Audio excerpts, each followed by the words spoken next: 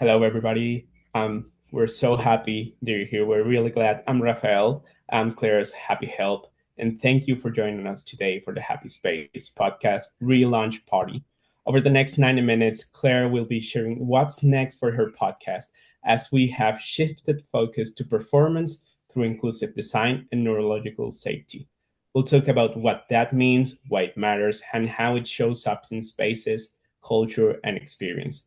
Well, there will be time for Q&A, connection, and yes, oh my God, yes, prizes throughout the conversation. But now let's get started with our favorite neurospicy host, Claire Kumar. Thank you, Raphael, and thank you so much, everyone, for joining me today. Um, I I started this podcast back in 2022 in April, and was really, really motivated to have a conversation around high sensitivity. And I was looking at the world from sort of two opportunities. One is the skill building and resilience and management strategies that people with high sensitivity need to be able to navigate this world, which has only become, in my estimation, increasingly more toxic because of technology, because of cultural shift, especially where I am. I'll share a little bit about a Facebook post that I made last night and the kind of vitriolic reaction that I woke up to this morning. But that was part of my view. The other part was looking at the fact that while we need to think about our own resilience in navigating this world, we also, I think, deserve to think about being held in compassionate containers. And I call that a compassion sandwich. We need the two items to be there. And so this is the renewed focus is actually to this top layer, the creation of compassionate space, culture, and experience. That's where I'm choosing to focus. You'll hear some conversation and full support for the work that people are doing to build the resilience and build the skills. And Lord knows I need to keep working at it because I continue to be tested in the world in managing it. But I think where my gifts hopefully lie is an ability to connect with amazing thought leaders in the space, some of who I see on the call right now, and I will give shout outs to all of you. I'm so thrilled you're here. And you'll also be hearing from former podcast guests as well, just very shortly, in fact, who will bring to light some reinforcement of this message and why it's so important. So I really wanted to kick off today's party with an esteemed guest. And Raphael, if you wouldn't mind cueing the video, here's what happened about an hour ago. Claire, I am so excited about this launch that I got here an hour early. That's how excited I am. Okay, just to be honest, I'm in Chicago at NeoCon and I have to speak in an hour. So we hopped on a little early just so that we could connect. And I just want to wish you all the best with the relaunch of the podcast and everything that you're doing. It's really, really exciting. And it's really important work because we've got to be able to create spaces where people can truly thrive. Thank you. Thank you so much. And I'm so glad we had this chance to connect because I wanted everyone to hear from you. If you happen to pop back in later, we will make all the time and room for you. Absolutely. But I just want to thank you very deeply for being episode number 2 on the podcast. I felt like I had really something wonderful to kick off with a Yeah, conversation with you and then to watch this I was body of honored. work develop and your Thank you. primary research on sensitivity and what's really important to have in a space to make it inclusive for everyone, the options that we need. So I continue to learn from you. I continue to be inspired by you. Yeah, well, I'm really excited too because not only, we did the book in March Yeah. and we're kind of on a book tour all around, so that's very exciting. But we also just came out with HOK Forward, which is kind of a continuation of all the thought leadership that we've been doing. And in that, there is research that didn't even make it into the book, Mhm. and there's some findings about our Seattle office with metrics. We did a pre and a post assessment and biometrics. So if you want to understand what can we actually get out of this, some of the results are really fascinating, like a 38% increase in satisfaction with acoustics, a 16% increase in perceived productivity, a 30-some% increase in the ability to move and connect and to feel better. And that's really, really important. So we're going to keep coming out with more research. And I love the fact that you have a platform to get it out there and share it. So I don't know, we're going to have to do another podcast soon, Claire. Oh, I'll never say no to that. So listen, have it knock it out of the park at NeoCon Thank you. like I know you Thank you. will. I'm crossing fingers I'll be able to come again one day and really live it up for me over there. I'm living through you. So, so have an All amazing right, I will. And listen, thank you so much for having me crash in for a little bit and have a great lunch. Thank you. Thanks. So this is how life happens sometimes, right? I just happened to pop into the room at 11 o'clock thinking, I'll just be really early and feel good and relax. And in popped Kay. And so if we just hadn't had that serendipity, I might have just not connected with her in this moment. And I really wanted you to feel her energy. And I also want to celebrate and let you know Kay kicks off the relaunch of the podcast with the episode now live on all of the platforms and on our website as well. We're Kay has a phrase that she uses quite often talking about design for the extremes to benefit the mean. And that is what I chose to kick off with again, because Kay was episode number 2 on the podcast. And then I wanted to bring her back because of the book, which is really phenomenal. And it's the primary research I really think that is so valuable. Rachel Radway is on the call, and you'll meet as well here. She's done a lot of work around sensitivity and the perceptive character. And in the work around sensitivity, in a lot of the research, it talks a lot about it being gender similar between males and females.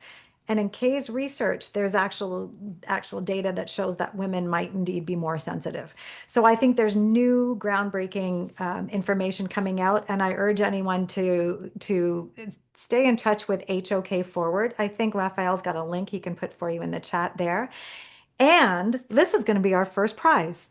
Wiley is going to ship a copy of this book to a lucky winner. So, the question I have for you, because we're talking all things podcast today, I would love you to take a guess at where in the world or how many countries in the world have Happy Space listeners. So, how many countries in the world have Happy Space listeners? And what I'd love you to do is drop a number in the chat. I can see Rachel's already there. Drop a number without going over how many countries you think have listeners. And it's funny because I first decided to look at this, a couple of evenings ago.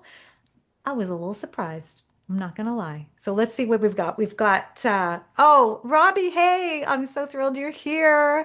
Let's see. We've got Rachel, 17, Deborah, 40, Risha, 24, Robbie, 11, Lauren, 35, Sandrine, 9, Yvonne, 52, Lisa, 22. Last call, or do we have everybody? I think we might have all the numbers. Okay. Yvonne Berajni, you are the winner. We have 68 countries in the world listening to Happy Space Podcast. So that kind of blew my mind. So congratulations, Claire. Congratulations. Many warm congratulations. thank you so much. If you can, Raphael's going to put his email address in the chat. We would love to get your email address. We might even have it because everybody on the call, Dr. Ivan Barajny is going to be one of the upcoming, very shortly, guests on the podcast. And Dr. Barajny has some incredible work talking about making accessibility and the understanding accessibility, taking away the barriers to learning about accessibility. He's worked with the European Union to create free training specifically designed for the aviation industry, whereas a lot of good stuff spreads around the world. but relevant for all. So you're going to want to stay tuned for that. We will make sure that Wiley is kind and generous enough to send you a copy of this book. So I hope you enjoy it because it's full of really, really wonderful, wonderful insights. Okay, thank you for playing Thank you along so with much. me. I appreciate that. Okay, where are we going now? I wanted to talk to you actually about a concept you would have heard Raphael say at the very beginning of when we got together. We're talking about a renewed focus on this top part of the compassion sandwich, the compassionate container. And as someone who identified as a highly sensitive person for almost a decade, before receiving my autism diagnosis just over a year ago, which has been fabulously enlightening as you kind of have an opportunity to relive life meltdown by meltdown and kind of unpack how that happened. Um, I've sort of leaned into the fact that sensitive people are the noticers. I listened to one Instagram post, and it's from the neurodivergent community. And this came from the ADHD community. And they were talking about the power of noticing and the power of heads up rather than heads down awareness and what the benefits are. And hey, what if neurotypicals are the ones that are actually missing something, not the neurodivergent? So there's a whole examination of the traits that deserve to be applauded and one of the things that I'm putting forward, it's a bit of a deep belief of mine, but I want to put it out there as a hypothesis, is that we ought to be designing for the most sensitive because I think the sensitive people are the canaries in the coal mine effectively noticing what is inhumane, inhospitable, not ideal for humans, animals, plants, the planet. Nod to Lisa Whited, who's on the call. And we have a fabulous conversation on the podcast. Work Better, Save the Planet is Lisa's book. And there's so much gold in there. And I think the sensitive people are the ones that are tuning into the fact that the LED technology is actually putting out toxic light not just for people, not just for the sensitive people, but for the animals, the wildlife that's out there suffering. The bees, there's a lot that's disorienting around light. There's a lot that's challenging around noise. Even the way we're using screens and putting so much motion on the screen, it can be disorienting to watch a screen when so much of our world was analog, concrete, fixed, not moving or moving in such a small way that you can't detect it. It's micro levels of movement. And so I think we have an opportunity to look at sensitivity as a strength. I'll come back to Rachel Radway's work and talk about perception and the value of that. But neurological safety is a concept. And I wonder, Raphael, if you could put that image up, because I just want to take a second to explain it, because this is really where my work is going. And I think we can take my spotlight off so the slide shows really better. I think there's an opportunity here to think about the conditions in that container, whether it be space, culture, or experience, that help us keep calm and carry on. And that's what I mean by neurological safety. If you look up neurological safety right now, all you'll see is about the toxicology of pharmaceuticals on the nervous system. And so I want to expand from Amy Edmondson's work on psychological safety, add that to physiological safety, and go a little, level up on Maslow's hierarchy of needing shelter to now needing safety and security and understand what that looks like from a physiological point of view and the fact that we need to protect our nervous systems. So, in this concept of neurological safety, I talk about three elements. I talk about the container needing to be sensory supportive. It's got to have the right amount of stimulation, and that's going to vary person by person. It'll also allow you to either design it to suit you or modify it. And what's happening, unfortunately, too much of right now is we're actually designed out of experiences. And I'm looking for more being designed in and creating the sensory support that people need. And so Kay was talking about options, we need to look at options. If you listen to her episode, you'll hear a little bit fuller comments from Kay on what that might look like with noise, with temperature, with actual density, proximity to other people, that kind of thing. So sensory supportive, huge key ingredient. If you don't feel sensory supported, I can't tell you. You'll probably hear if you've listened to some of the podcast episodes how I've run out of a conference, the Collision conference, the high-tech conference with thousands of people here in Toronto. I ran out of the venue. I actually blew through the security doors because I couldn't get out of there fast enough after about half an hour in that space. So that's number one. Sensory support needs to be there. Things also need to be cognitively kind. And I don't know if anyone here on the call, please drop a line in the chat if this is you as well, has felt the cognitive demands of our world increasing as it is more abstract. As now, through my own business, I look at a Google Calendar, but because I work with Hidden Disabilities Sunflower that's in Outlook, I also have to look at an Outlook calendar. I have to sync the two of them. Raphael and I were doing our best before the call to figure out live streaming to LinkedIn. We thought we had it. We found out 1 minute before. We did not. So we're the complexity of navigating, we can do wonderful things, but we can also be really overloaded. And what I mean by cognitive kindness is having the right amount of information at the right pace, at the right time, in the right format, so that you can move forward with ease and maybe even if you're lucky, using your intuition. Maybe you don't have to read that big manual, or you know what? Companies aren't even sending manuals anymore. They're expecting you to figure it out. Go find the YouTube video. I don't know. The KitchenAid, I have new appliances, so many design improvements to be made in the sound, in the instructions, in the alarms. I have so much feedback for the design team, but we need our world to be cognitively kind because the tax is eroding our ability to make decisions that really matter. And the last piece of being neurologically safe is to be emotionally engaging. And that means having a posture, a tone of voice, a demeanor that is welcoming, inviting, that encourages someone to engage. If we're missing any of these three items, there's an invitation to check out. You go talk to someone, they're like, hey, what do you want? You're not hanging around. You're not going to hang around for long. If it's too cognitively overwhelming, it's just like, I don't need this service. I'm out. If it's not sensory supportive, maybe you leave the room like I did. So I thought I would share that with you and let you know that I'm exploring all of this with guests, forward-thinking thought leaders in the space around the world who are leading the way in creating this more hospitable environment. So with that, I wanted to share that with you. I'd love if you have any thoughts around that, if there's a reaction that you have around that.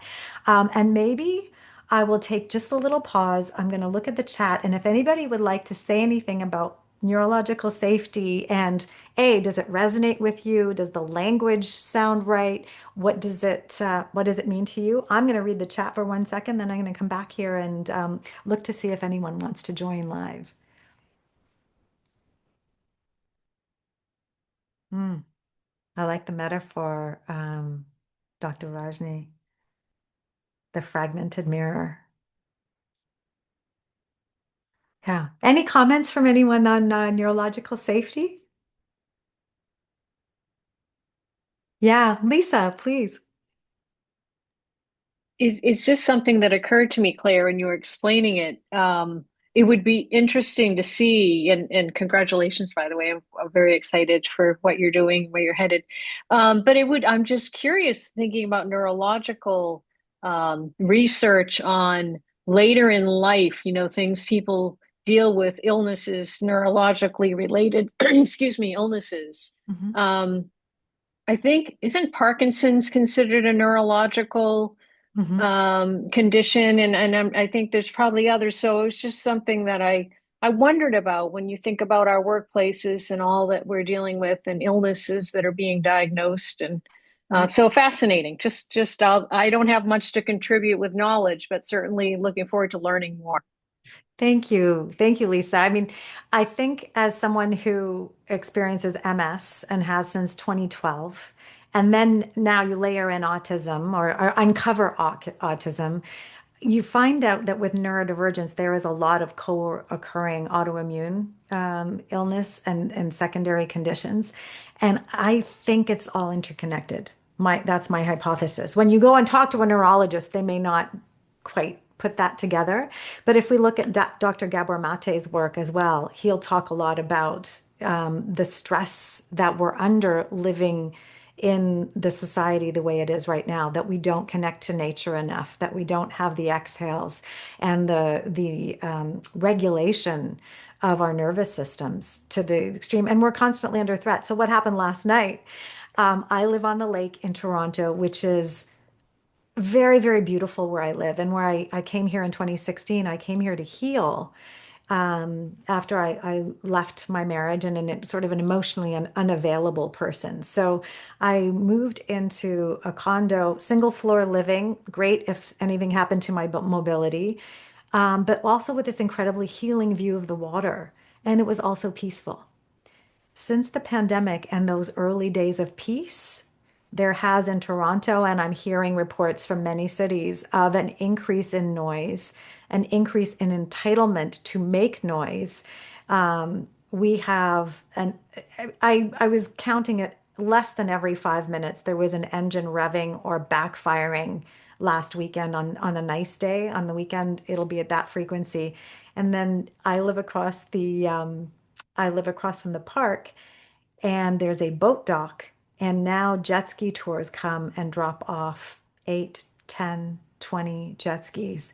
And these jet skis rip along the water and also have modified exhausts.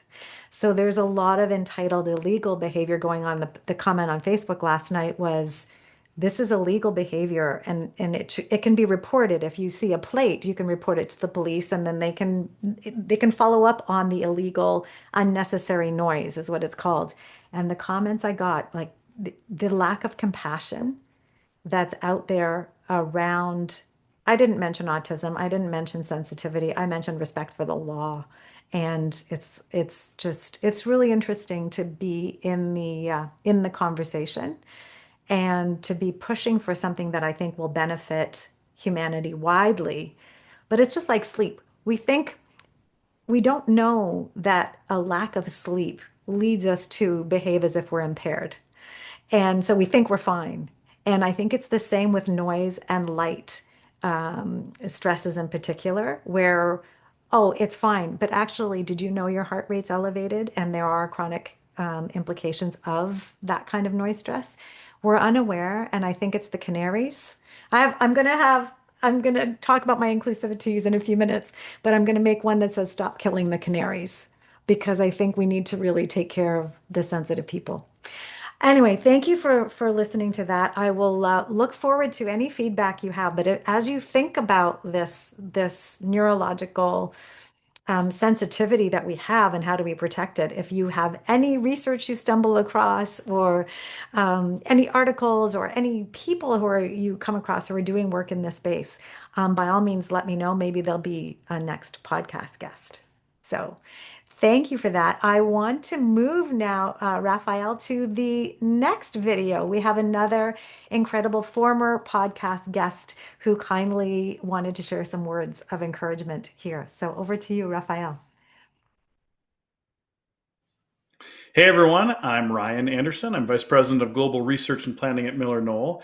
And congrats on the relaunch of Happy Space. I had the privilege of being a guest on it a while back. Thank you, Claire. I had an absolutely fantastic time. But I just wanted to say how pleased I am and energized I am at the continued and renewed focus on inclusive design that we're all a part of. It's super important to us at MillerKnoll and to me personally. In fact, I had the chance to officially kick off MillerKnoll's inclusive design research when we specifically started it within Herman Miller in 2013. But even then, the roots of it went back decades before. In recent years, we've had such a really cool exploratory opportunity to understand the needs of those with mobility limitations, populations that are neurodivergent or people of color, working parents, veterans. Most recently, we've been trying to understand how to make the workplace better for women in menopause and perimenopause. All of it is attempting to achieve the same thing. When you understand these patterns of need, you can make these spaces work so much more effectively for everyone, and that's just good business. So I really feel privileged to be part of this community, and collectively, I think the more that we amplify the power of inclusion, the better impact we can have on the world together. Yay. Ryan, if you haven't listened to that interview with Ryan, we talk about hoteling and place attachment and just understanding, we were really looking into that return to office mandate kind of experience that was going on. And really amazing to have both Kay and then Ryan popping in, people who are at the forefront of thought leadership in the design community around inclusion, which is very encouraging for me to see that that sensibility is alive and well and has been there for a very long time. I feel kind of like a real relative newcomer in this space, but boy, has there been some amazing work that has gone before me, and I'm so thrilled for that. I want to actually highlight now, and we'll move to another prize. And this is featuring Rachel Radway, who's in the house. And Rachel wrote a book called Perceptive. And Rachel, would you like to jump on and give a little explanation of why it's called Perceptive and not Sensitive? I would be happy to. Hi, everybody. Um, so when I started working, I like Claire, I have known for, I've actually known for all my life that I was highly sensitive. And I read Elaine Aron's book, The Highly Sensitive Person, in the late 90s when it came out. And one of the things that I have seen in my coaching work is that the people I work with are high achievers. They're super smart. A lot of them are brilliant. They have overcome a lot of obstacles. They are driven. They want to make an impact. They have made an impact. They want to continue to make an impact. And the word sensitive has a stigma in our society, not for everyone, but for a lot of people. It can come across as a weakness. And the people I work with don't want to be thought of as weak. They don't think of themselves as weak. That doesn't resonate with them. And so when the word perceptive came up, I loved it. There are so many things about it that sync with the experience of people who are highly sensitive in terms of um, downloading more information about the world. So just being more aware. Claire, you were talking about observing and noticing. People who are perceptive observe and they notice and um, they see the world and experience the world in different ways. And as far as I know, there are no negative connotations of the word. It's a very, very positive sounding word. So that was why I called the book Perceptive. I love it. I love it. And you've pulled together, Rachel's book just recently launched. March was the launch of Kay's book, Designing Neuro-Inclusive Workplaces. And just more recently, Rachel's book launched. And she's pulled together a really beautiful group of people in terms of interviews in the story. I happen to be able to share my perspectives a little bit in this book too. And what I love that Rachel's doing is celebrating that ability to perceive deeply and connecting it with leadership as a leadership strength. And so I'm really excited to see how many leaders pick up this book and feel more proud of who they are and can step into that more fully. So I want to thank Rachel for also contributing a prize to today's launch party. And we have another question for you. Um, the question to win a copy of Rachel's book and I think we're limiting this to US and Canada, which I think it means that I think it's only Dr. Barajni, and he's already won a prize. And so, yay, Wiley, for that. Um, if you can answer in the chat, what's the title of the relaunch episode of the podcast with Kay Sargent? What's the title of the relaunch episode of the podcast? We'll give you a second. So you can pop that in the chat. I'm gonna say if Dr. Barajni knows, he can do it too. I can order something from Amazon. He just won't get a signed copy. Oh, amazing. Thank you. No, it's okay. It's okay. I'll let others get very close to the right answer, I think. Oh, and look at that. Lauren Perez, amazing. Designed for the extreme to benefit the mean. Thank you. Thank you. And Risha, Lisa, Sandrine as well. Um, yeah, Kay, I think Kay's actually quoting somebody else, and I forget the name of the person she's quoting. So this has been a long time concept that if we design for those extreme needs that we often think are smaller than they are, and take nuance and take understanding, don't always take dollars. There's a misconception that if we're designing for the extremes, it's going to cost us. But maybe it costs us in patience and consciousness, but not in dollars. And that whole concept, I think, lends very well to understanding hyper and hyposensitivity, for example, and understanding what that means. When I see the chat, I think it's Lauren Pires, that one. Raphael and I have a document going on in the background, and it popped in a different name, but it's Lauren, as I see the chat. Okay. All right. Thank you. Thank you so much. And thank you, Rachel, for inviting me to contribute some thoughts to the book, to be part of a group of women who are just forward thinking and identifying and articulating their own experience as well. So really, really excited about that.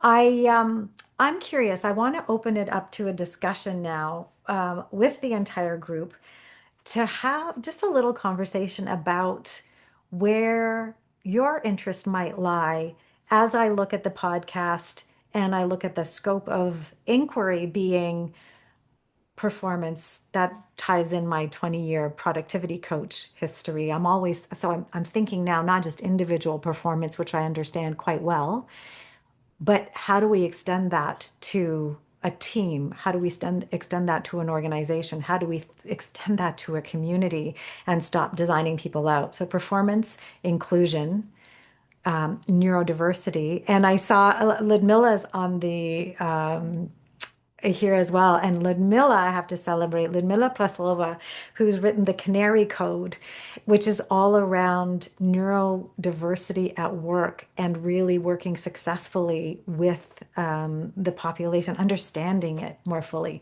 So I'm curious, and we can stop spotlighting me now and put the gallery view on, and invite everyone to just let me know what comes up for you and what you're curious about when you think about diversity, inclusion, performance, and design.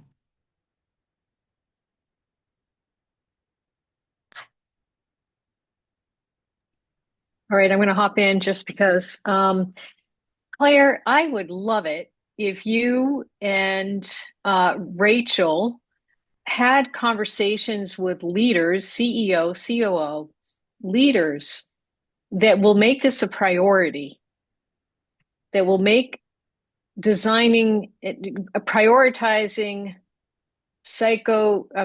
neuro Neurological inclusion. safety? Yeah, psychological, yeah, whatever. Yeah. Just changing it so that it's for the extremes, because so long everything is in workplace has been for the very middle mean, and it needs to be way more inclusive. So I just think that'd be a really awesome conversation to host, leadership Yeah. conversations. Thank you. Thank you for the idea. I mean, you're right, because isn't it office buildings that were designed for men and their body temperature? So women end up freezing in the office. So Yeah. we've had some. Men, men, men, men, men, men, men, men. It's the Martin Mull song from the 1970s. Yeah. And I mean, but that was the way it makes sense. It's what it comes from, but there's just so much more we can do. Yeah, and I think you're right. I say this every time I'm blessed to be in conversation with an accessibility team in Canada through the Sunflower conversations that I'm part of. We have a lot of organizations that are bringing the sunflower. I mean, the sunflower program is the lanyard with a sunflower on it that people can wear to indicate a hidden disability. And many organizations launch the program to serve their customers and make their customers feel seen, heard, and considered. But also more and more organizations are coming on to launch it for their employees. And every time I have an opportunity to be in conversation about the launch, I ask if they've got people on the leadership team who are willing to then share their vulnerabilities, and maybe they're going to wear a lanyard, and maybe they're going to make it, this is the psychological safety part, make it okay to speak up and to be identifying as someone who might need assistance. And I think it's the same thing with neurological safety. It's saying, you know what, this, well, poor Raphael deals with it all the time. I'm like, too many windows. Where am I going? Am I in Zoom? I need to go to LinkedIn. I need to come back to the run of show. I find that increasingly difficult. But who else is owning that? And have we even looked at leadership and processing styles?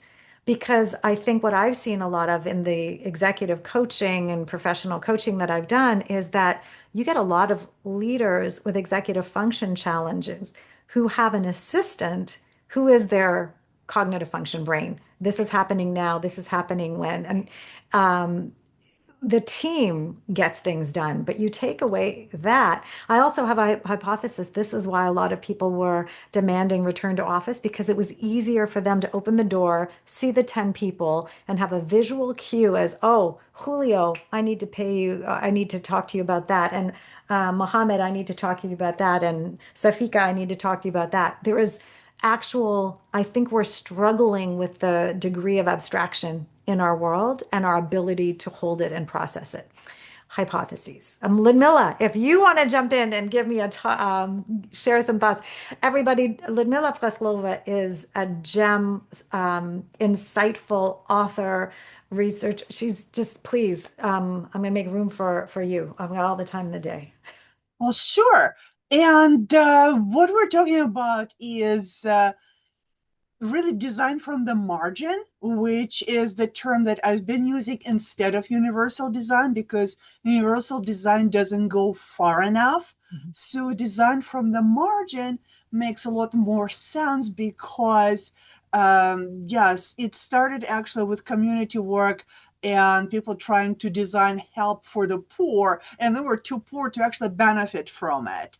So that's unless you ask people. So one of the key differences between design from the margin and universal design is that you actually involve people and ask them what works for them, which is why the first principle of the Canary Code is participation. So it's co-designing with people and not just trying to sit where you are and, okay, maybe I'll try to imagine what you need.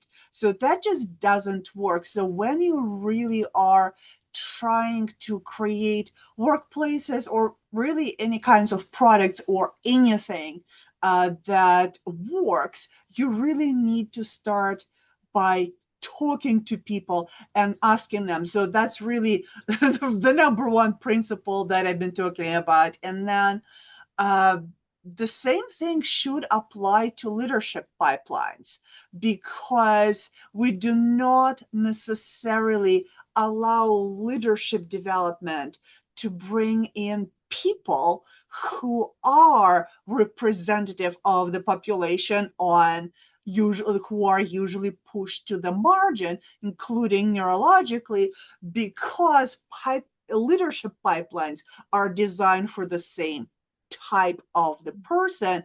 And I think we're seeing more and more and more issues that this kind of, hard extroverted, pushy individual is really not what society needs right now as the sole leadership type, that we really need leadership teams with different kinds of strengths. And I have 4 chapters on leadership, so there's obviously a lot more on that. But again, I think the design from the margin, which I've been very intentionally using instead of universal design, is really a principle that makes a lot more sense, because otherwise we are going to keep killing canaries.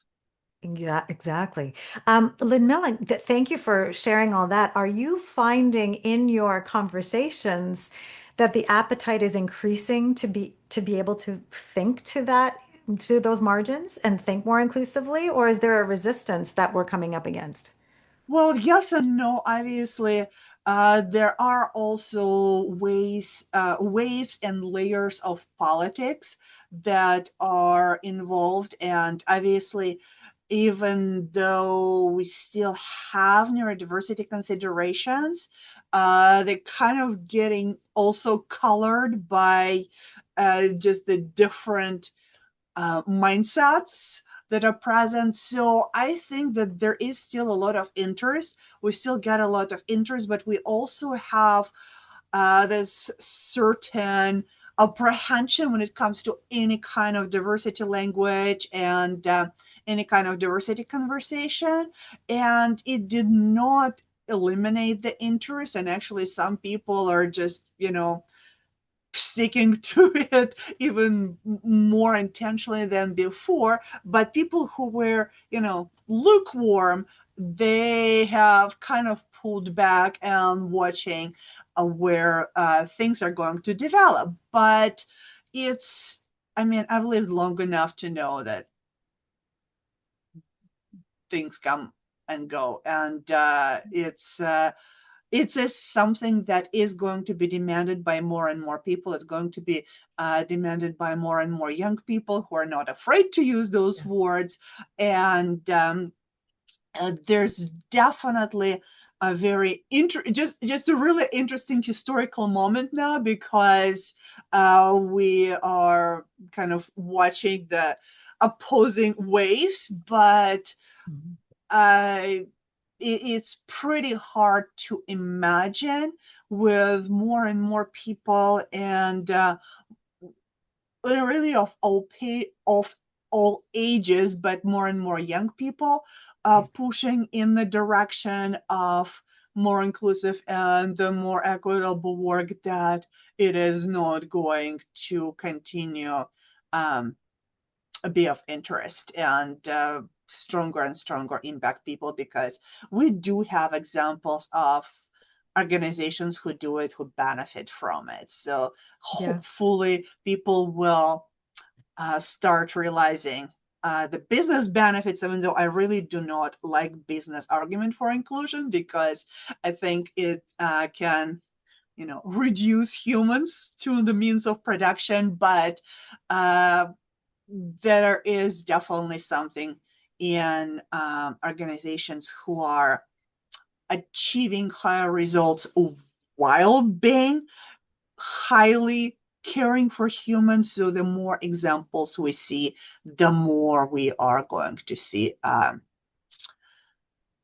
continued development in that direction. So it's kind of early for me still. Well, thank you for the encouragement, enthusiasm. We're certainly seeing the tension. I saw a post this morning attacking Greta Thunberg for being an angry young woman. And it's like, I think they're coming for the truth tellers. But to your point, Ludmila, there's a couple of things I want to unpack in what you said, which was amazing. But one is that one of the thoughts was that you talked about extroversion, and this has really been interesting for me to look at because, yeah, I think we've celebrated extroversion, but when I unpack sensitivity and extroversion and noticing and neurodivergence, I happen to be one of the small percentage of people that is extroverted and autistic, looks people in the eye. And so it's interesting as someone who's wants to celebrate a bit of that, but knows I need all kinds of downtime, processing time, retreat time, all of that. My interview with Tom Peters was actually really quite amazing. If you don't know Tom Peters, he's 80 something years old now, and he wrote the amazing book In Search of Excellence, and more recently, sort of a compendium of his brilliance, and 20 books, I think he's written. And he was praising Susan Cain's book Quiet as the best book of the 21st century.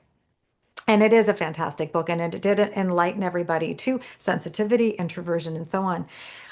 But he said, we need more introverts. And I said, can I put my hand up here and say we need the noticers. We need the sensitive people to be the ones that are invited into the room.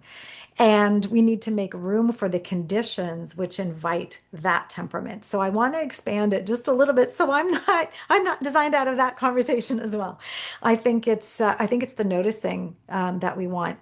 But I also want to just come back to the point you said about young people. And I notice Sarah, is it Sarah Cott? If I say your name hyphenated, if I'm saying that correctly. You can just call me Sarah. Sarah, okay, thank you for joining, Sarah. About the interest in the youth, I'm sensing that's where a lot of the organic development is coming because of the diagnoses and the identification. In my family, one of my children was diagnosed in grade 1 with it was it wasn't even described what it was, but when my child was writing, they were so ahead in their brain, they wouldn't take the patience to take the letter L and complete the line from the top line to the bottom. They would start and be like, on to the next thing. And so it turned many years later into a diagnosis and a beginning of a deeper understanding in neurodivergence. Oh, this is over 11, 12 years ago now. But I think it's this organic uncovering that is inviting kids to be looked after. And this is also why I think the autism organizations in the world are able to get great strides forward in being considered, even though so far it's 1 to 2% of the population. I suspect it's pushing those numbers. Jump in if anybody's got better, newer information. But I think as we uncover, and women like me who are diagnosed late in life and rather late in life to uncover who they are, I think that we'll see there is more there. And I think as the younger generation grows, it will be the norm to be considered. And more than that, it's the norm to be proud of. And so I'm seeing that bubble up, and that heartens me because this is the other thing that was in the ADHD video this morning. It's like, I'm not so much looking for approval and caring to win approval to move my thoughts forward. I'm looking for what's just and fair. And with that kind of energy, there is a lot of strong momentum in saying, I deserve better, we deserve better, and we deserve to be considered.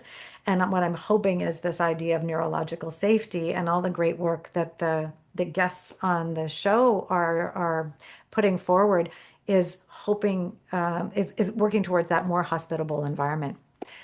Thank you for the rich discussion. What an amazing group. I want to move to the next prize because this is fun. But I'll tell you what I've been doing. I've been jotting down names for the people who have been jumping in. Thank you, Lisa. Thank you, Ludmilla. Thank you, Rachel, with questions and comments. So thank you.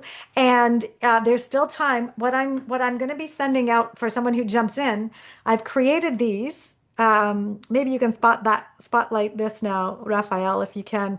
This is a set of sticky notes. And the sticky notes, there we go. Thank you for creating a happy space from the Happy Space podcast. So while I noticed the car backfiring because he felt entitled at 11 o'clock at night to wake everybody up or whatever, sound off, I also want to notice examples like my dentist's office downstairs that got neurological safety right around a cavity. Who wants a cavity filled? Like anybody? I have, and the great thing is I'm really good at self-advocating and even finding the dentist and asking all the questions to set up good care. But they met with really good cognitive kindness around, here's your appointment. How would you like your reminder? Really great nurturing all the way through. When I get there, amazing emotional engagement. So I remember that you want to feel as little as possible. We're going to take care of that, counting down the length of time something that would take, explaining all the way makes my brain really happy. And then sensory support. Here are the glasses. Let's turn that TV off. I don't need Seinfeld while I'm getting my tooth filled like I did, so really full points for neurological safety. And if anybody would like one of these, let me know. But I'm going to be mailing them out to Lisa and Ludmilla for sure, so that you can spread some joy around happy spaces that you might recognize. And the goal is slap a sticky note on, take a picture, and let's share some love and recognition for organizations that are getting it right. But first let's come to the next video, Raphael, and then we'll come to the next prize. I'm following my run of show, which is here on my screen, and see, Raphael, it's because remember I said, I need pictures. If it's just words, I won't be able to do. And then I see our next guest's face here, and I want you to all to tune into the wisdom from Andrea de Paiva.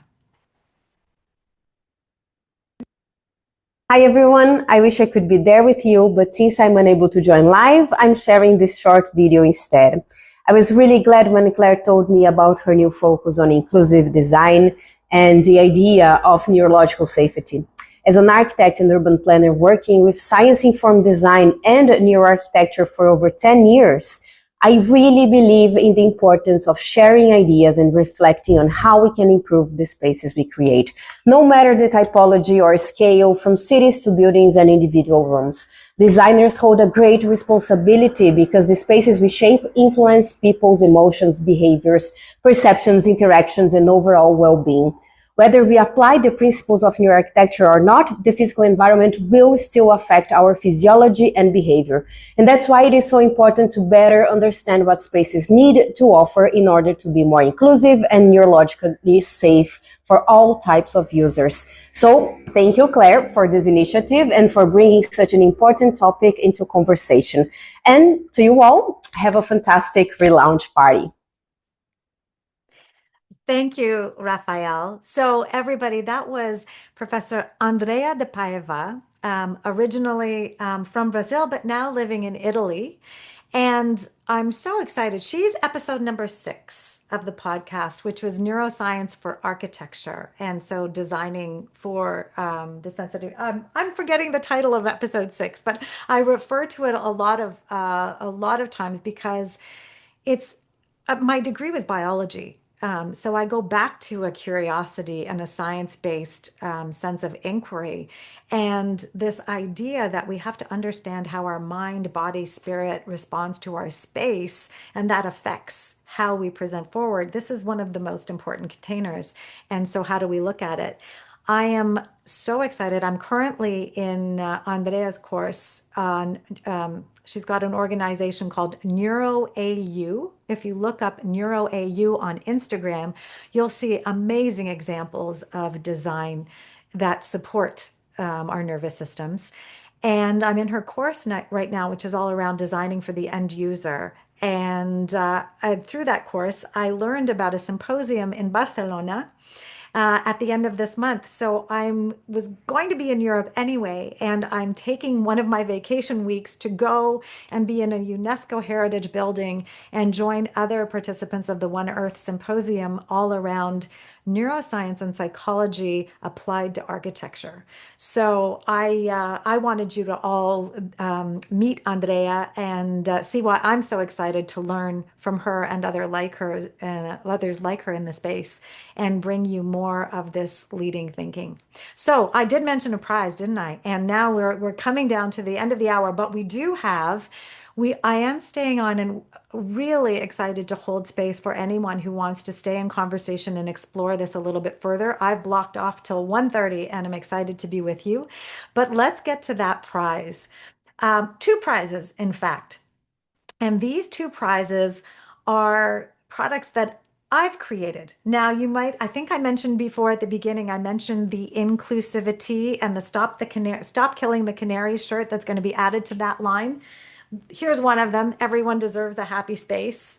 Um, we have another question here that I'm going to share with you. But before I do, I'll show you there's a couple of other models. And I think what you could do, Raphael, is maybe put the link in the chat to the inclusivity. I've created several phrases that I think are really important. And you'll see me use them in hashtags on LinkedIn, on Instagram, on Facebook. One of the first that I started using was flexibility is inclusivity. And the fact that we need sometimes flexibility to be able to navigate our world and show up at our best. Autonomy is for adults. You don't tell adults where and when to do their best work. Back off, leaders. Let's create space and give agency and autonomy to adults.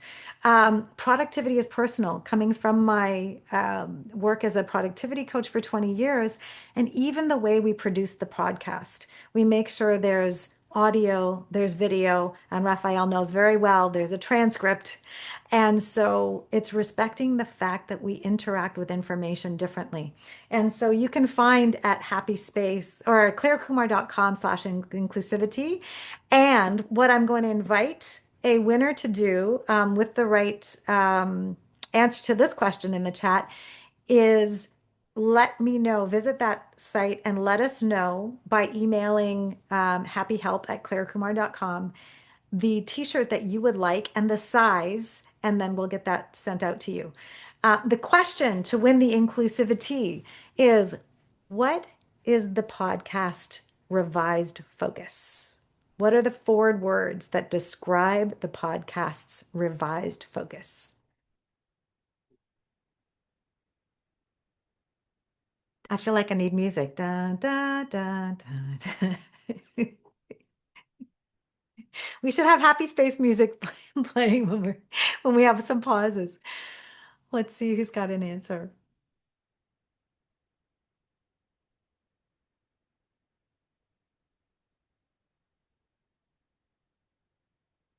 Oh, good guess, Sarah. Happy inclusivity, design flexibility. If you look at the cover art that's on the podcast page, you should see the description right there.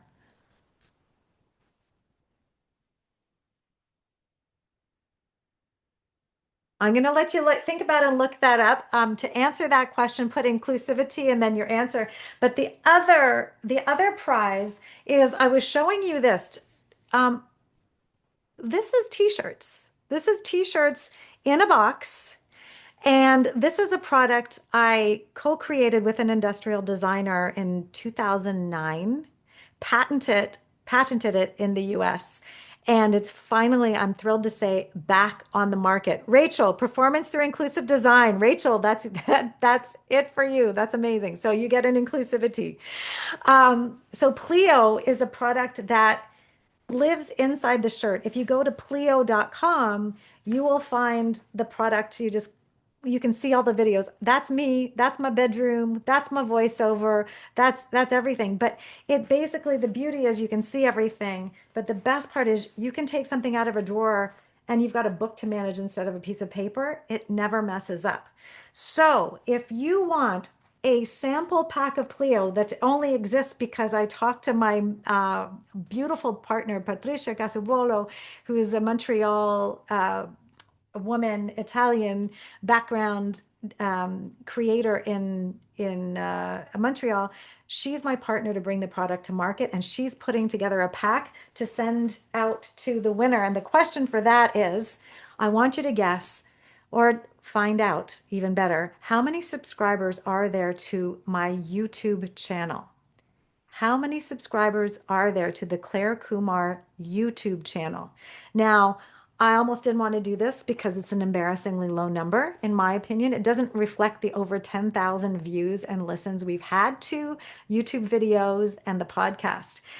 While you're there, subscribe. But if you can put in the chat the number of YouTube subscribers, then the first person to put that number in the chat will win a pack of Pleo.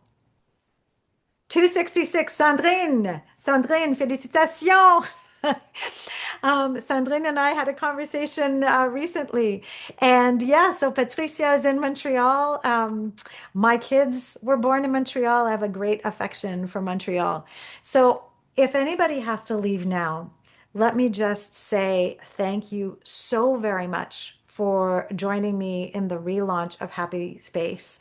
I'm looking forward to be here. We've got Dr. Yvonne's episode. We've got so many people in my long list of people to interview now, and I'm always looking for those who are at the forefront of creating that more tender, hospitable world. So a big thank you to all of you. And now we'll move forward into just some conversation and connections, and we'll remove the spotlight because I just like to feel like I'm in the room with you. So thank you. Thank you so much, everyone. Thank you for hanging around. Thank you. For Dr. Yvonne, it's very late. Oh, where you are. Okay, take care. Finland, I think it's 6 or 7 hours ahead. So how delightful that Dr. Rajni came. You're here. What strikes you about Happy Space, the podcast, the initiative, and how you might participate and share this initiative? Come off mute and let's just hang out together. Who has to drop? Lauren, thank you so much. Great for you to be here. Thank you. And Lauren, I'll be sending a book out to you. Amazing. That's amazing. I don't think there were any questions in the chat. Let's see.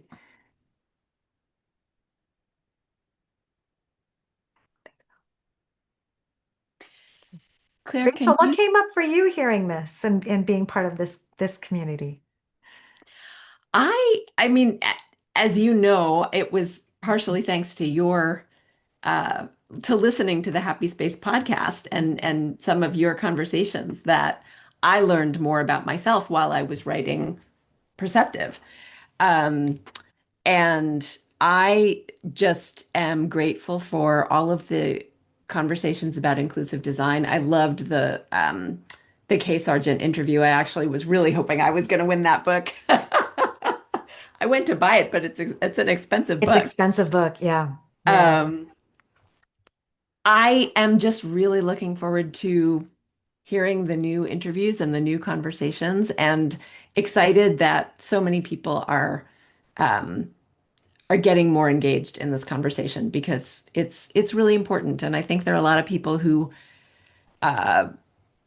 it's interesting about the generational issue, and I think there are some people who have been around a little longer who might be more concerned about bringing up some of these issues, but we're starting to hear from some of the other truth tellers and some of the generations who are less concerned about speaking out, and I love that.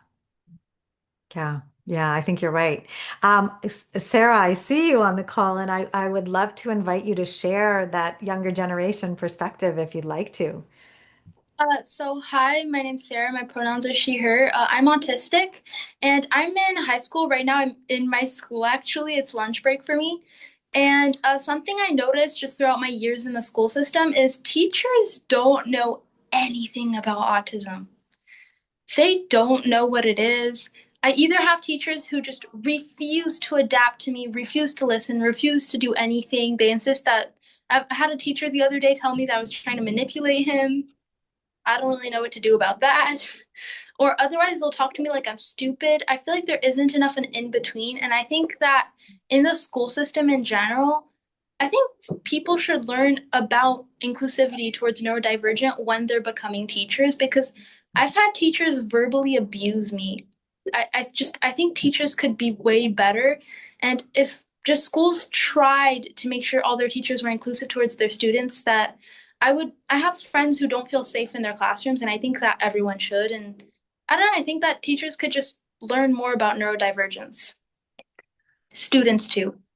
Yeah, thank you for saying that. And you know what? I know you're right, because I got diagnosed a year ago and I didn't know. I had a a pop media understanding of what autism was. And I firmly thought because I could look somebody in the eye, I can't be autistic. Like that was how I was like, well, that doesn't apply to me. And it wasn't until I was interviewing Melanie Diesel, which is episode 45, I think. This could be an interesting one if you have somebody whose ear is to the ground a little bit and you know is curious. That could be an episode that you might share with the teacher or someone who's curious, because that's the episode which she was explaining to me her journey of discovery of her late diagnosis or late identification. And all these light bulbs went off. And I was having the video edited because I'm like, oh my gosh, let's put the light bulbs in because I don't know, Raphael, whether 6 or 7 in the one conversation where I was like, that's autism? That's autism? I mean, I'm your classic example of she knew nothing. She really had nothing. And now, because I identify so strongly with it, having now understood it, I can find my people. I can have richer conversations more quickly that actually mean something. Um, I'm with you. And if there's anything I can do, I do a lot of speaking. If there's an opportunity to speak at your school or in your school board or something, let me know. I will make it work. I love that you're here and you are the hope. Being not only aware of who you are, but the fact that you can stand in confidence and be deserving to be cared for, to be considered, to be respected.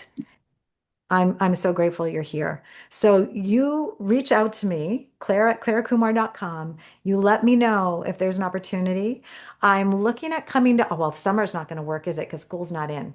I'm coming to Ottawa in the summer in August, but I'm looking to make a trip once a year, roughly in that area, once out west, once out east, and do some outreach as well as some of the business work that I need to do. And so let's talk and see if I can be of some help because I would be happy to. But I also think you are clearly a voice to be paying attention to, and I want to encourage you just to keep having those conversations. Thank you so much. Yeah, you're welcome. Thank you. Thank you. I'm Rachel, just yeah. I'm just wondering if we can figure out some way to get some of my books to you, Claire, so that when you do those visits, you can leave some behind. Because I think giving some of the books to Mhm. Sarah's teachers, for example, um, might help them understand a little bit more about things that they really don't have a clue about. It's true. Yeah, it's true. And I think, it's many invitations to think and learn. And that's all we need is everything can change when we get to stay curious. My last year, my big effort was talking about a model I created to help us stay in curiosity. It's the ask model, which is ASK, anticipate, support, and know, and just cycle through. Now, oh, I can anticipate something about Rachel because I know a little bit about her. I can then choose to support her in that moment. And then I can see everything's an experiment. Did it go well? Could we have done better? I can know more. Oh, now I know more. Oh, I can anticipate better again. And it's just this cycle of curiosity that if we can stay in there as teachers, as students, as classmates, if we can hold on to our curiosity, we can keep our biases in check, and then we can really meet each other where we really need to be. So I love your idea, Rachel. Talk to me. I have a little bit of space for books, so but I would love to do that. Or what I'll do is I'll reach out to you if I have a speaking opportunity, and then we'll coordinate shipping direct, and then I can hand some out there. You and I will partner. It's amazing. We'll definitely do that. So thank you, Sarah, for joining, and thank you for your contribution. Sandrine, I know your camera's not on, but if you'd like to say anything, do let us know. Otherwise, I think we're getting to the end of our time together. Raphael, is there anything that you wanted to say? I couldn't mute myself. Um, well, what I've told you during our meetings, during our planning for this, is that it's so good that we finally found the niche for this podcast, and it's something that you've always wanted to talk. Because if you haven't followed the podcast since the beginning, you don't need to, because at the same time, Claire has always talked about design, how to make space, how to make actually a happy space. That's the meaning of the title of the podcast. And we didn't realize it up until like what, December or something like it, when we took the break, and we said like, okay, let's go ahead with that. And I think that if it's not going to be um if it's not going to reach out to most people, like we've talked about, it's going to reach out to the right people. We're going to be that space where people can feel, we're going to create that happy space for the people who actually need it. And we hope so that one day on, everyone will be able to have their own happy space. So, Thank you. Thank you, Raphael. It's wonderful. That's really appreciating what you said, because you've been here for the journey. You see you see the hard work that goes in. You are the hard work that goes into a lot of making the podcast happen, and I'm so appreciative of that. It's a lot, but it's a labor of love that I'm really feeling called to do, and excited to follow that curiosity that I was talking about, to go and get answers to the. Oh my gosh, my love, Jacques, he will be like, I think you should call, because you always have more questions than I have. I always have like another question, something else I need to know. I do drive myself a bit crazy at times within the things I think I need to know, but I think that makes a good scientist, and that makes someone who's willing to also stay curious and learn. I was interviewing, there was motorcycles I could hear across the street. And I'm all for people having a good time while respecting others rather than diminishing their experience. And I went across the street, and the tail end of the group who had decided to stay back was there. And I got to talk to the distinguished gentlemen riders. And out of 350 or so riders, there were only two or three that made a really offensive, intentional noise. Everybody else there was riding with care. They wanted to enjoy their ride, but they were also caring for others. And I think these are the examples that of behaviors and attitudes that help us create those happy spaces. So I don't want to be looked at as someone who doesn't want to have fun, who doesn't want to be participating. I want all of that. And I want to be able to live a life that's healthy and includes a right to rest at the same time. So thank Agreed. you. Thank you so much. Thank you, Rachel. Thank you, Sarah. Thank you, Raphael. Congratulations. I am really looking forward to the next episodes. Quick question. Could you or Raphael send me Lauren's email address, or if you have her mailing address, but I want to get her mailing Oh yeah, address. we will do that. We will make sure you get what you need to pass the book along. Okay. Absolutely. Absolutely. Thank you. That's our next job, is Okay. to close those loops. So Thank you. actually, and Sarah, if you want to email me and you would like some of these stickers, let me know if you'd like the sticky notes. I'll be expecting to hear from you, and I'll be happy to send some off to you as well. Okay? Okay. Bye, Thanks so much, everybody. Thank everyone. you. Okay. Thank you. Thank you.